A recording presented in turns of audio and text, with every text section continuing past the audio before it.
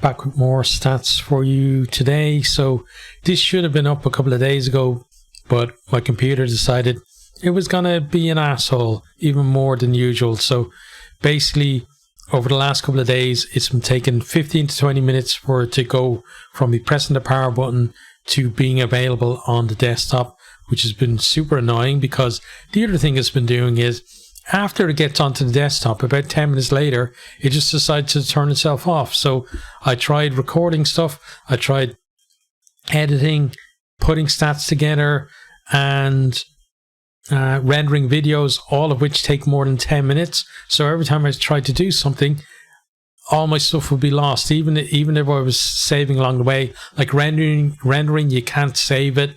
It has to all be done in one go. And generally a video for me will take between 20 minutes and an hour to render, because again, this computer is a piece of crap. But we have one for you now, and I basically, what I had to do was just strip the whole thing down to basically take everything out of it, and then put some what's it called, paste on the heatsink and stuff like that to see if it was maybe overheating or something. That seems to be working a little bit. It still takes ages to log in, but at least it's not turning itself off. Fingers crossed at the moment. So it's on its last legs, but hopefully it'll last the rest of the World Cup. But anyway, let's get on to these stats for you. So today we're talking set piece, we're talking to Scrum.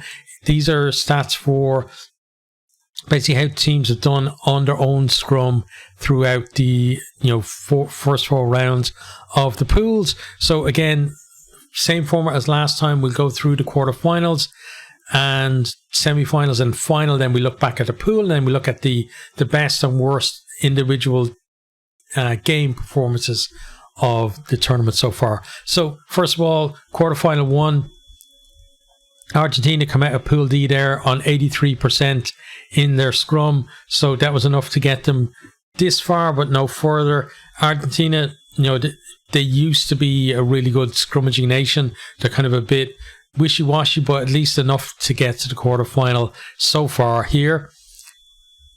Next then, in quarterfinal 2, we have New Zealand losing out there, but again, coming out of Pool A and doing pretty well there. New Zealand, they do actually have a decent Scrum at the moment too, and being missing De Groot and kind of Lomax coming back as well has probably, them being missing for some of the games probably meant that their numbers have dipped slightly. Then quarterfinal 3, then we have Japan there on 84%. Bit of a surprise for me, because I didn't think Japan's Scrum was all that good, but certainly enough for them to join Argentina coming out of Group D, but not enough again to progress any further. And then in the final quarterfinal there, coming out of Pool A, a big surprise, Namibia on 84%. So they may be getting absolutely destroyed on the scoreboard, but they're at least doing pretty well in the scrums. On to the semi-finals then. Semi-final 1, we have Tonga there coming out of Pool B. Really good job from them.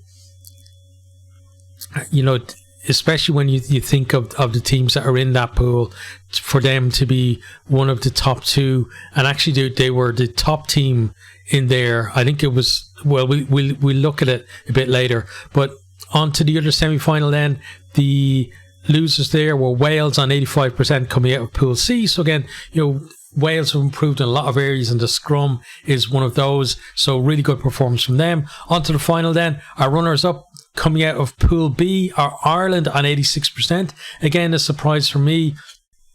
I knew that Porter and Furlong were coming into a bit of form into this World Cup. They were, poor in the Six Nations, I'd say, and then in the warm-ups as well. Furlong looked unfit. Porter just looked like he'd lost a little bit of form, but both of them playing themselves back into form for this World Cup. So hopefully, that's going to help Ireland in that crucial game against Scotland as well. But the winner is Georgia on 91%. So We always talked about Georgia in the past being a very good scrummaging nation, and they've kind of moved away from that a little bit. But I guess, your roots shine through, and they've been the best. They've had the best scrum on their own feed in the tournament so far. So now let's have a look at how the pools finished. So we'll start with Pool A. So there we have Namibia at the top there on 84%, 21 of 25 scrums for them. New Zealand next on, almost 79%, France on 78, Uruguay on 76, and Italy down the bottom there on 65, just 17 of 26 scrums won by them. On to Pool B then. Top is Tonga there, 24 out of 28. 85.71, same as Ireland, but the way I split teams that finished on the same was basically head-to-head how their scrums went against each other. They actually went 100% against each other, but Tonga had more scrums in that game than Ireland did, so I put them first. Third then is another surprise, Romania on 81, almost 82%. South Africa in fourth, a big surprise there. South Africa, they have some of the best front rowers in the world. Potentially, their first and second choice front rows are all in the conversation for best players in their positions in the world. So to see them a little bit down like that was a big surprise. And again, it's a stat that had to be rechecked. Scotland there kind of struggling in the scrum, 62.5%. They want to improve that for that big game against Ireland. On to Pool C then. At the top we have Georgia there, 90.91%. They've 20 of 22 scrums so far in the tournament, so great job from them. Wales next then on 84.62. Australia actually the same, 84.62 as well. And Australia, they had a really good scrum coming in to the tournament, and they still did well, but would have expected them to actually be up there or near where Georgia are based on how they went in the Rugby Championship and in the warm-up games as well.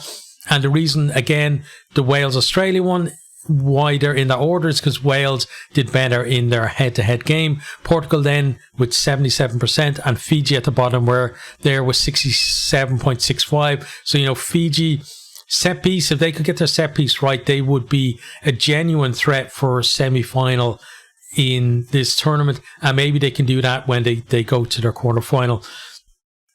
Next time we have Pool D. We've got Japan there at the top, 83.87. Argentina next, 83.33. Samoa 82.61, England on 80%, and Chile there in 77.7. So much closer in this pool, in the scrum, and also we've seen as well in terms of the overall table in this pool is kind of a little bit closer than other pools, especially between kind of first and fourth place there. But none of them really shining above the teams from the other pools. And then we can have a look then at the best 5 and the worst 5 performances. So the best performance, actually joint best, is Wales versus Australia. They won 10 of 10, as did Uruguay versus Namibia. So Wales again much improved. Uruguay just a surprise package all around in this World Cup. Then we have Argentina versus Samoa, 9 of 9. Tonga versus Ireland, 8 of 8, and Romania versus Ireland, 7 of 7 as well. So Ireland, they might have made the final in this in terms of their own ball, but they're not putting that much pressure, it seems, on the opposition ball, if those numbers are anything to go by. On to then the worst performances. So the worst performance so far has been Italy versus New Zealand, and not just in the scrum, I would say as well with that, but 2 out of 8 scrums won by them, 25%, easily the lowest of any single performance. And then we have a few 50% there. Argentina 1 of 2 versus England, Scotland 2 of 4 versus Romania 3 of 6 versus South Africa, and then Uruguay versus France, they got 5 out of 9, but 55.56%. So Uruguay kind of up and down in the scrum. They've got one of the best individual performances and one of the worst as well. So that is a scrum there. hopefully my PC will behave, and I'm going to be bringing you obviously previews and reviews of all the games, but I'm going to try and get some stats in there as well, and just, you know, keep all of those numbers coming, because I love digging down into numbers and seeing,